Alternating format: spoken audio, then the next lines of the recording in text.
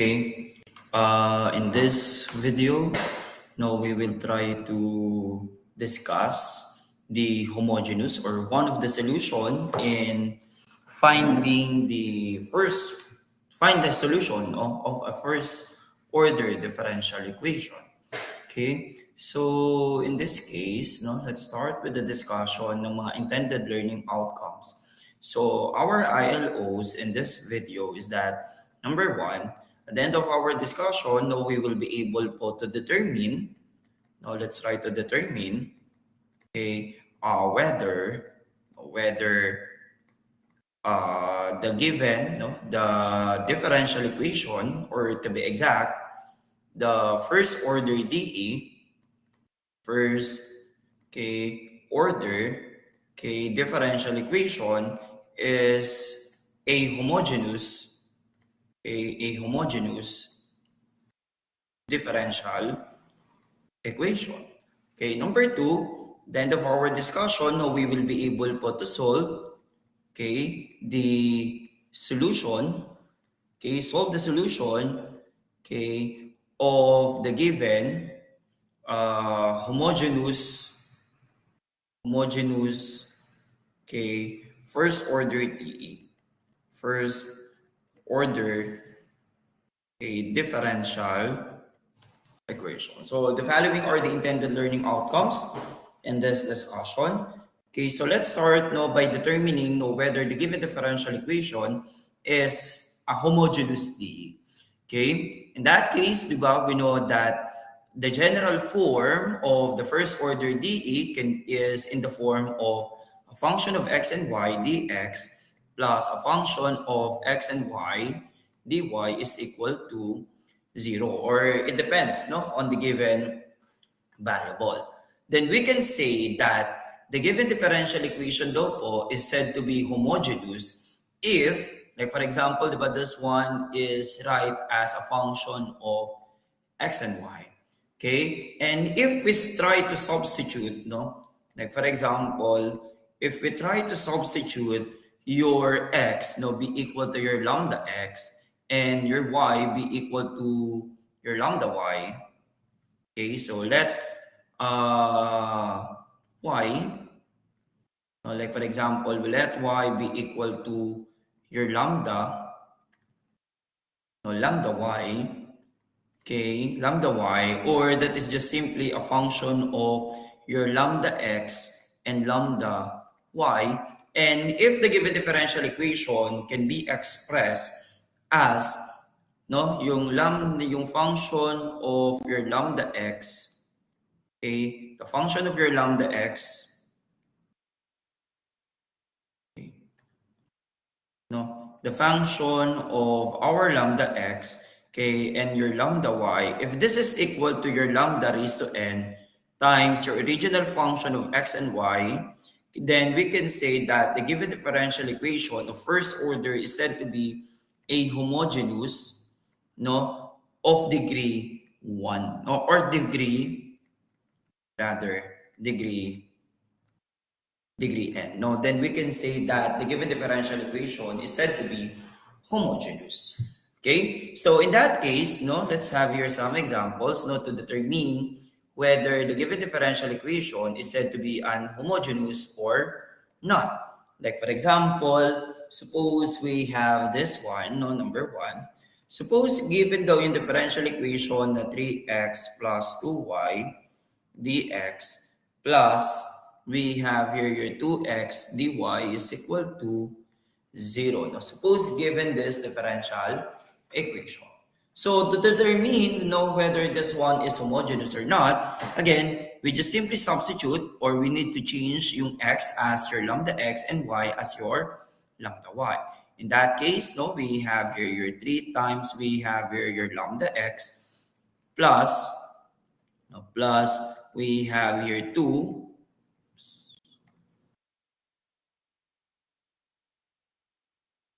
okay, we have 2 times we have here your lambda y, then we have here dx plus we have here 2 times we have here your lambda x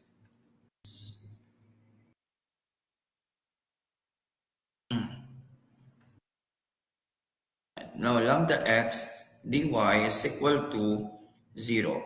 Then, as we observe, no, common po lahat dito si lambda. So, we have here your lambda times, we have here your 3x plus 2y.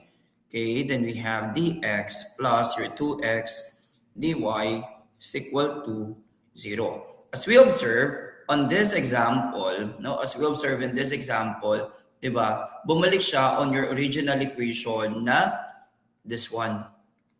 Okay, bumalik po siya to this. Okay, equal siya to this. So in this case, as we observe that the given differential equation po is said to be homogeneous. No? The given differential equation is said to be homogeneous.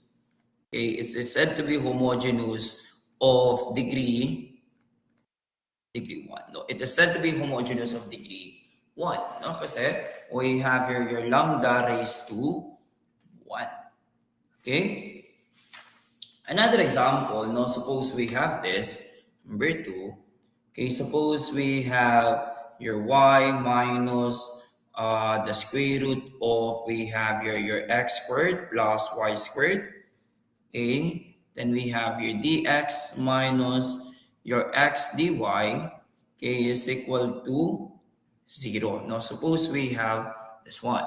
Again, to determine whether this one is a homogeneous or not, by simply substituting your lambda x to your x and your lambda y to y. So in that case, we have here your lambda y minus the square root of, we have here your lambda squared x squared plus your lambda x squared y squared.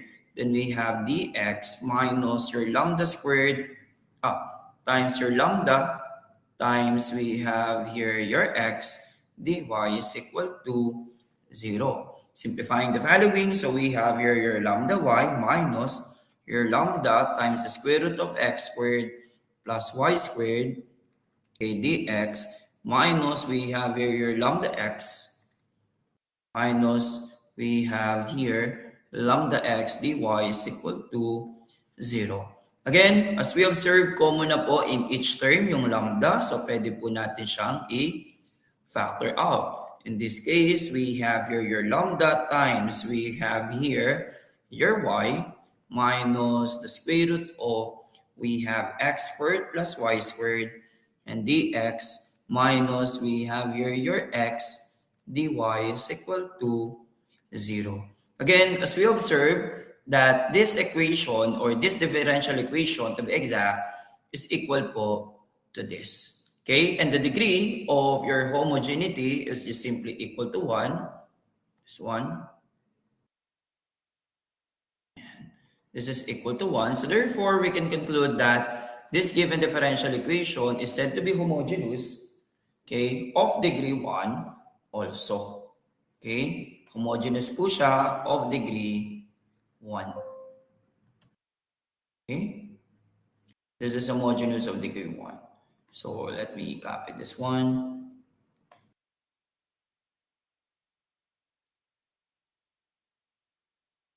So that we can conclude also that this is homogeneous of a degree 1. Of degree 1. Okay. Another example. Now suppose we have this one. Number 3.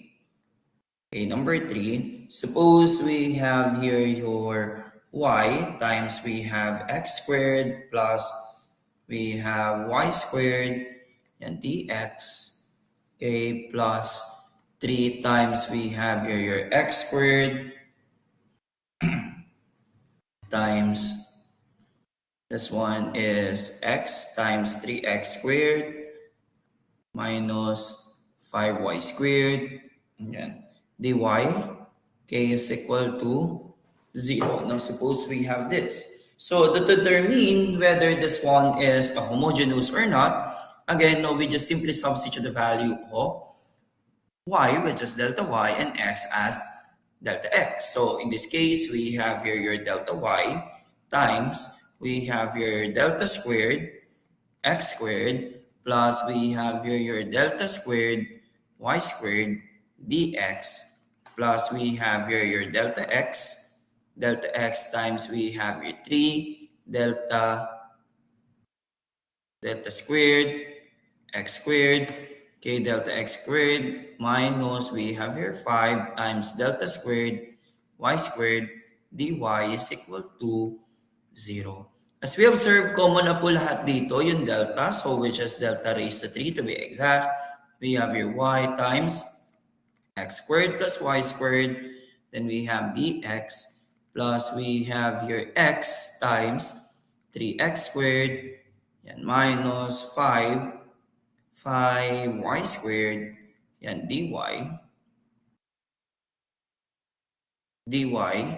okay, is equal to 0. Again, as we observe that this equation is just simply equal to this one. So therefore, we can conclude that the given differential equation is homogeneous. Okay.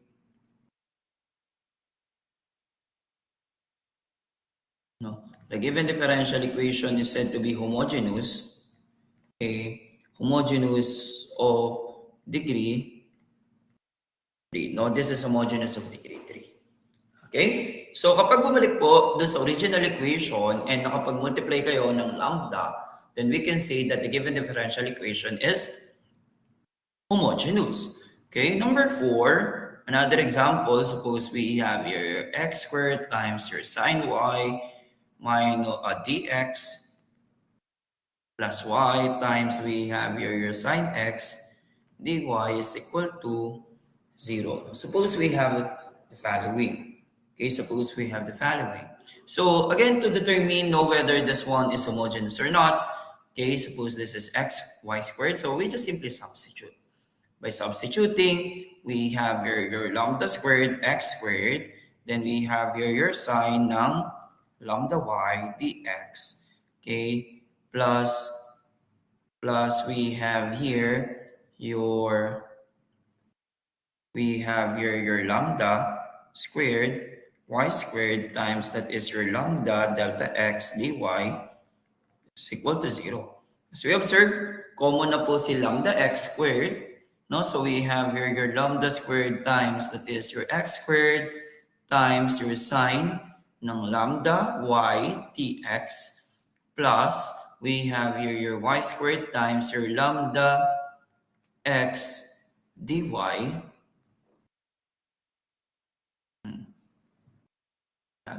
dy, okay, is equal to 0. And as we observe that this equation, okay, this equation is not equal to this one. No, because sine y is not equal to sine lambda y. So therefore, we can say that this equation is said to be non-homogeneous. Okay, or not homogeneous. Okay, this is not homogeneous of order 1. Okay, so that's how do we determine whether the given differential equation is said to be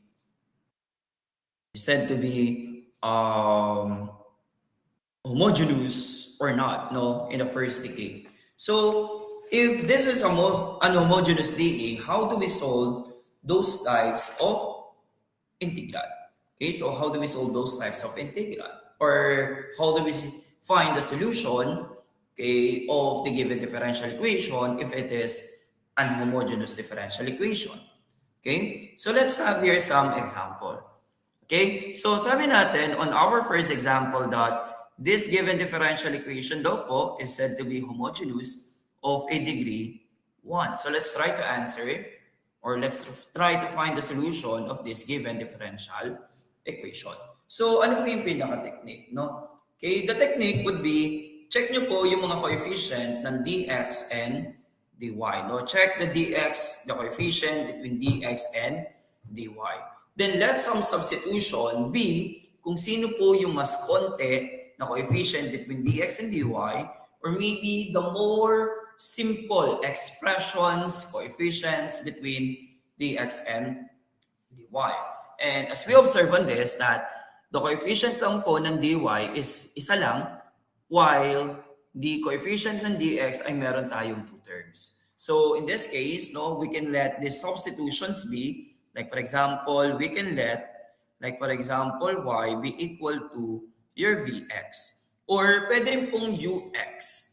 Okay? It's either v or x. So we will introduce another variable. Ang goal po natin is that to transform the given homogeneous differential equation into separable DE. In terms of variable v and x, kung ano man yung inassume nyo, or u and x, no? Depende po sa inassume nyo. Okay? So let y be equal to vx. And get the derivative of this. So we know that from our product rule that our dy is just simply equal to b dx plus x dv. So by substituting the following values po to this, or assumptions to this, so we have here your 3x plus we have here your 2, the value of your y, which is bx, times we have here dx, plus we have here 2 times x, then your dy would be your v dx plus x dv is equal to 0. Ang pinaka-technique po is that kung ano po yung degree ng homogeneity, which is in this case is in degree 1, the degree of your homogeneity and yung mga variable na kasama po dito, usually yun po yung nakakancel out or nagiging common in each term. As we observe, again, the degree of our homogeneity here is just simply equal to 1. And ang gamit natin variable dito na pinalitan ay si x. So meaning to say that we can multiply both sides of this by 1 over your x. Okay, in this case, this is just simply equal, sir, to your 3 plus we have 2b dx plus we have here 2 times we have here your b dx plus x dv is equal to 0. Then we just simply simplify. So parang ito magiging 3dx plus this is 2v dx plus we have your 2v dx plus we have your 2x dv is equal to 0. Simplify the following. So we have here 4, we have here 3. So we have 3 plus we have here 4b dx, okay, plus we have here 2x dv is equal to 0. As you observe, no, this one na po is homogeneous na. Diba? This one is homogeneous. So by multiplying both sides of this by 1 over, we have here si x dapat mapunta dito.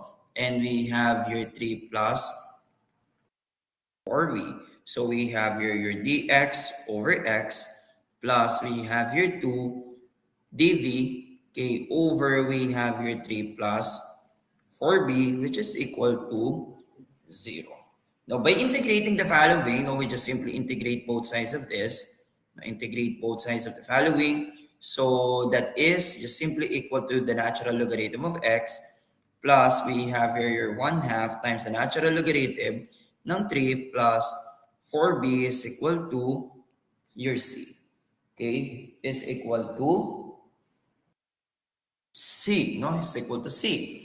Okay, but by multiplying both sides of this by 2 para mawala po yung ito. So multiply both sides by 2. So we have here your ln x squared using law of properties rather of logarithm times we have your 3 plus 4b is equal to your c. By applying properties of logarithm, we have here your ln x squared times we have here 3 plus 4b is equal to c. Again, ang sagot po ng differential equation is pwede po possible magkakaiba, no? Depende on how you manipulate the given equations. Like for example, in this case, no, by getting base e both sides of the given equation, we can say that we have here your x squared plus x squared times rather. Now that is x squared times we have your 3 plus 4b, okay, is equal to your c. Okay, is equal to c. Again, but we know that the value of your b, sabihin natin, but using our initial assumption, the value of your b is just simply equal to y over your x. By substituting to this, so we have your x squared times 3 plus 4 times that is y over x. Okay, y over x. And y over x is equal to your c. So by getting its LCD, so we have your x squared x squared times we have here your 3x plus 4y over your x is equal to c. So by canceling yung isang x po natin to this,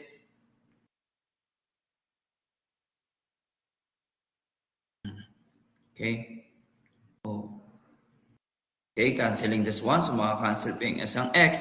So we can conclude that the solution would be your x times, that is 3x plus 4y is equal to your c. So we have this one as our solution. Okay, so this would be the solution of the given differential equation. Okay, that is the solution ng given differential equation using homogeneous. Now, your goal again is to transform homogeneous differential equation into separable variable. Then use the technique and separation of variable, then substitute or ibalik nyo lang po to the original variable. And that is your solution. Okay? And that is your solution. Okay? Another example, diba? This one, sabi rin natin kanina, that this one is homogeneous of degree 1 also. So let's try to answer this one. So let's try to answer this. Suppose we have this one.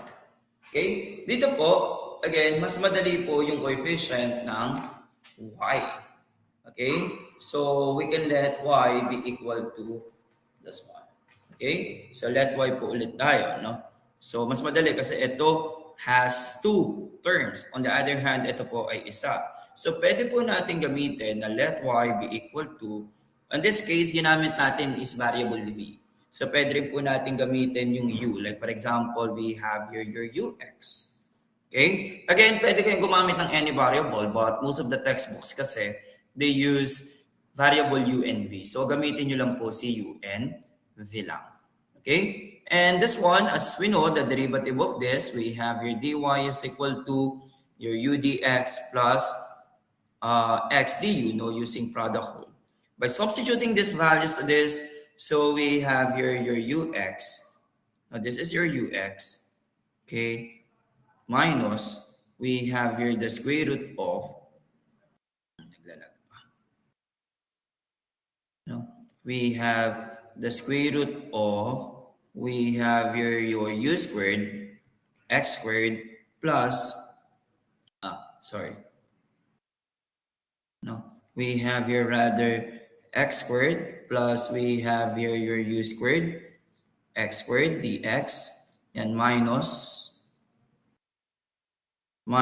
we have your x times the value of your dy, so u dx plus x du is equal to 0.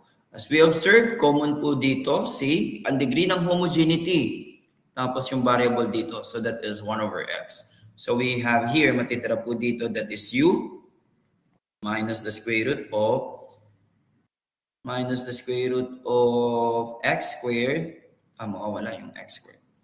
So matitira dito should be, we have here 1 plus u squared dx minus xu, mawawala yung u, yung x. So that is minus u dx plus, or minus then, minus x du is equal to 0. Simplify po ito. Okay, so makakancel po yung u dx here. This one. Makakancel po ito. So, ang matitira po dito, that is negative square root of 1 plus u squared dx minus x du is equal to 0. No? Is equal to 0. So, in this case, no, separable na po siya by multiplying both sides of this by 1 over negative para maging both positive, no? X over the square root ng 1 plus u squared. So, in this case, ito magiging dx over x. No, dx over x. Okay, dx over x plus we have here your du over the square root ng 1 plus u squared is equal to 0. Then we try to integrate both sides of this equation. The integral po of this, we have your ln x. And as we observe, recall that, di ba, kung meron kayong integral ng du over the square root of u squared plus 1 or a squared, that is just simply equal to the natural logarithm of your u plus the square root ng u squared plus a squared. So instead of using trigonometric substitution, if you know this formula, mas madali. Okay? Parang ganito lang po, no? This one, sir, can be expressed as the natural logarithm of your u plus the square root ng u squared plus 1. Okay, u squared plus 1 is equal to c. Okay, is equal to c. Or maybe this one, pwede nyo rin siyang i-express as your ln c. Pwede rin po yun, no? Kumbaga, this one can be expressed as ln c. Like for example, ito. Instead of z, pwede nyo siyang gawing ln c, no? Kasi nga, depende po sa inyo on how you manipulate yung given expression. Or this one, pwede na lang nating sabihin na by transposing ln c is equal to 0.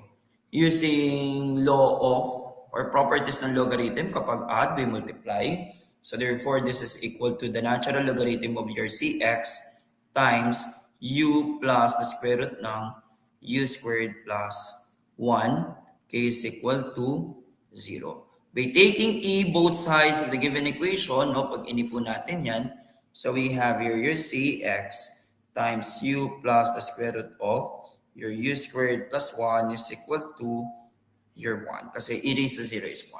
But what is the value of your u? Using your initial assumption, but u here is equal to y over x. So by substitution, so we have your c times x times we have here your y over x plus the square root of your y squared over x squared plus 1 is equal to 1. So by taking its LCD, so we have here your cx times we have here your y over x plus the square root of your y squared plus x squared over x squared is equal to 1. Okay? So get the square root of x squared. So parang we have here your cx times y plus the square root of y squared plus x squared over x squared is equal to 1. No, is equal to 1. Okay? So by substituting or by canceling this one, no, maka-cancel po natin ito si x. No, maka-cancel po natin yan. So therefore, we can say that your c times we have your y plus the square root of y squared plus x squared is equal to 1. No, that is equal to 1. Okay, so this is the general solution. This is your general solution. This is the general solution of the given differential equation. So, ano yung particular solution? No? Diba we have a particular solution if meron siyang initial value problems. Like for example, dito, dinagdagan natin like yung y of square root of 3, okay, is equal to 1. So, how do we do that? Gagawin lang po natin, substitute lang po natin yung x and y. Sabihin natin when x is equal to square root of 3 and y is 1. So by substituting this value to this, so we have here c times we have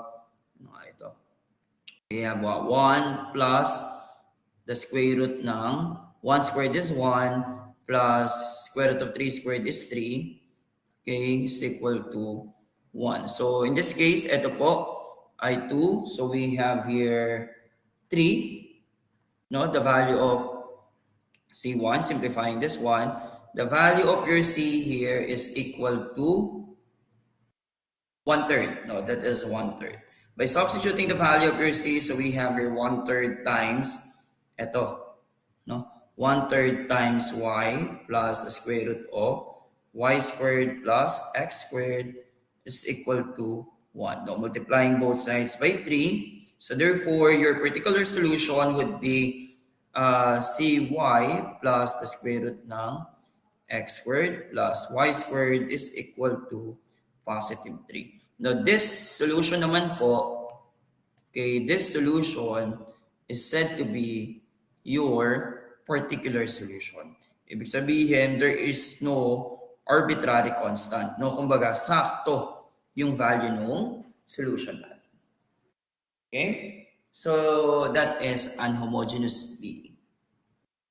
Last example, okay? So, again, sabi natin that this one is a homogeneous differential equation. This one. Homogeneous. Okay? Sabi natin that this one is homogeneous. So, let's try to answer this one. Okay? Or let's try to find the solution of this. So, to get the solution of this, ayan. So, in this case, no, both coefficients ng dx and dy has the same number of coefficients. So, kapag ganito po, mamili po kayo between x or y kung ano po yung isa-substitute nyo. No? Pwedeng x, pwedeng y. Okay? It depends po sa inyo. Okay? It would give you the same answer. Kaya lang, syempre, kung ano yung mas komplikado, mas mahaba lang ng konti yung kanyang solution. But again, it would give you the same answer. In this case, no, kanina napili na natin yung both y's, gamitin naman natin si x, like for example. In this case, no, like for example, we can let x be equal to, pwedeng uy or vy, it depends po sa inyo, but basta it's either u and y lang. Kunwari, let x be equal to vy, and the derivative of this is b dy plus y dv. By substituting the following values put to this, so we have your y times the value of yours. This is b squared y squared, plus we have your y squared. Then ang dx ko si b dy plus y dv, okay, y dv, plus we have your vy times that is 3b squared y squared minus 5y squared dy is equal to 0.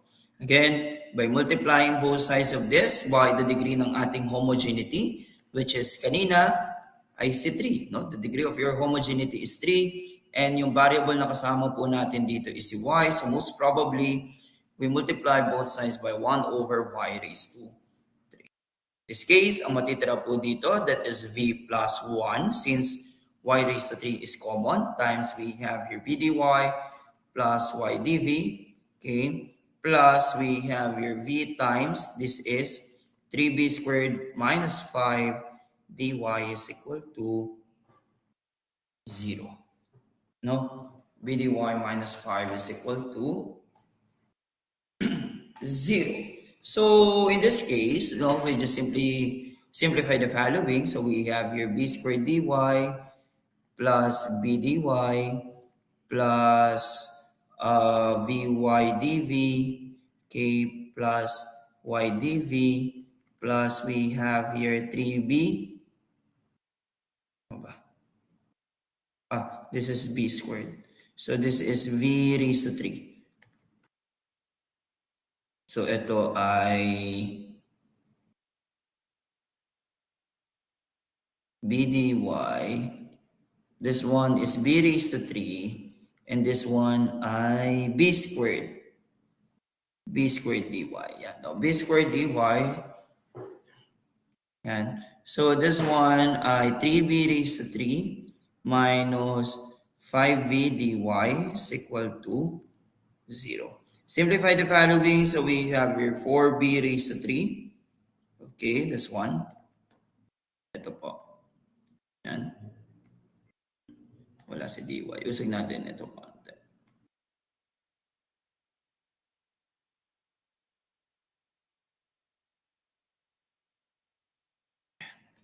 dy. Okay, dy. So that is 4v raised to 3 dy minus 4v yan, dy. Okay, plus factor out y times we have here v plus 1 dv is equal to 0. Okay, or v squared plus 1. V squared plus 1 is equal to 0.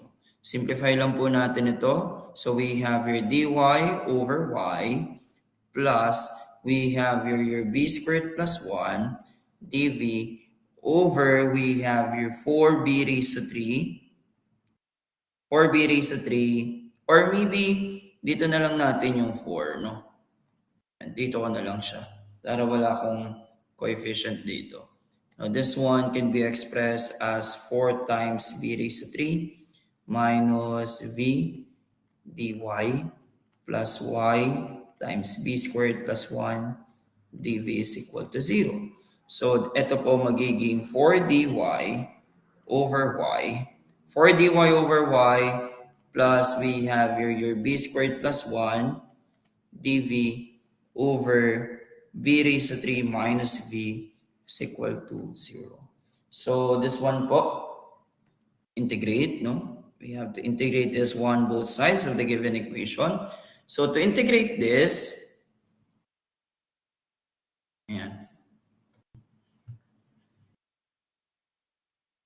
Yan. To integrate this, okay, ito po, gamitan natin siya ng partial fraction. No, kunwari, we have here our scratch word. No, suppose ito yung scratch word natin. So, to integrate this one, yung second term, no, we can use partial fractions, di ba? So, copy lang natin ito, that is b squared plus 1 over, we have your b raised to 3 minus v.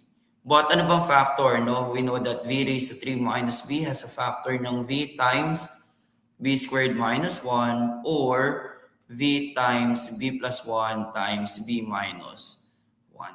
So this one po, since meron kang linear factor, so we have a over v plus, that is b over b plus 1 plus c over v minus 1. So multiply both sides of this by its LCD. Okay, which is v times b plus 1 times b minus 1.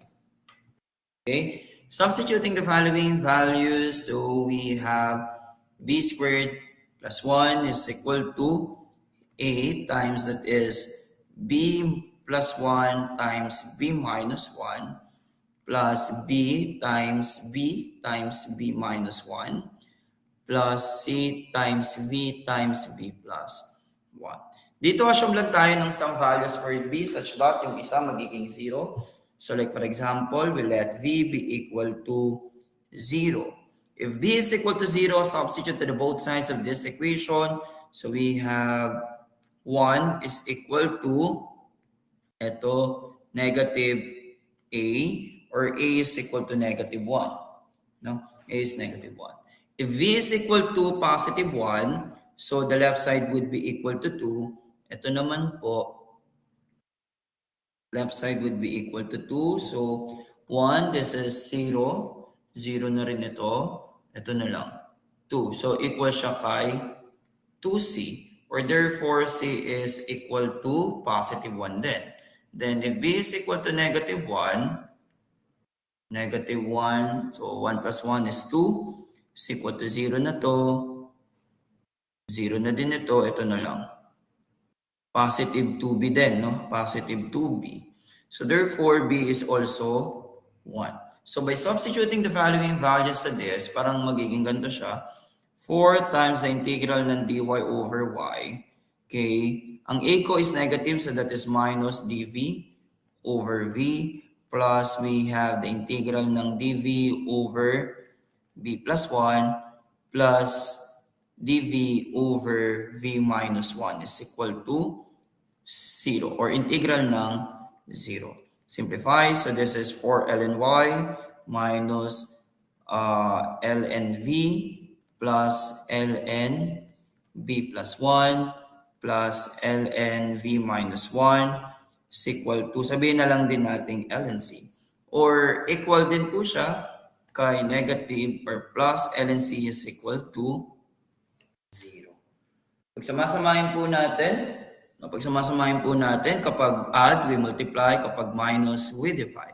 So parang ito po magiging natural logarithm ng c times y raised to 4 times, that is b plus 1 times b minus 1 over, we have here your v, which is equal to 0. Base in natin yung both sides of this equation. Base e. So therefore, we have here ln, mawawala nga pala ito, no? So we have here c y to the fourth times, ito multiply na natin, this is b squared minus 1 over v is equal to positive 1. So multiply both sides of this by b. So we have here cy to the fourth times, that is b squared minus 1 is equal to v. But what is the value of your b? Using our initial assumption, equal siya kay x over y. So sabihin natin, but, okay, v is equal to x over y by substitution. So we have here c times y to the fourth times, that is x squared over y squared minus 1 is equal to x over your y. Now, x over your y. So ito po magiging cy to the fourth times, we have here x squared minus y squared over y squared is equal to x over y. X over y. So by multiplying both sides of this by, makakancel kasi yung, dito yung 2. So magiging dalawa na lang to, multiply natin both sides by y. So we can say that ang cy raised to 3 times x squared minus y squared is equal to your x. So this is the general solution. So this is the general solution, okay, of the given differential equation of homogeneous in degree 1. So we have this one. Okay? Ngayon, kung lalagyan ulit natin ito ng initial value problems, like for example, may kadugtong ito na, like for example, we have here y of 2 is equal to 1. No? Suppose we have this. So, by substituting the following values to this, no, sa general solution mo, sabihin lang natin that when x is equal to 2 and y is equal to 1. So, by substituting the following values to this, so we have here c times 1 raised to 3 times we have here 2 squared minus 1 squared is equal to your 2. So, we know that this is 4 minus 1 is 3. So, 3c is equal to 2, or therefore c is 2 over 3. So by substituting this value, so that is 2 over 3 times y raised to 3 times x squared minus y squared is equal to x. Multiply both sides by 3. So therefore, we have here 2y raised to 3 times we have here x squared minus y squared is equal to 3x. Then this is said to be the particular solution. So particular solution po siya kapag wala na siyang arbitrary constant or kung meron siyang mga initial values problems. So this would be your particular solution. And this would be the end, no, of this video. And if you have any questions regarding this, you can just feel free to message me via Canvas inbox. Okay, so yeah. Okay, so this would be the end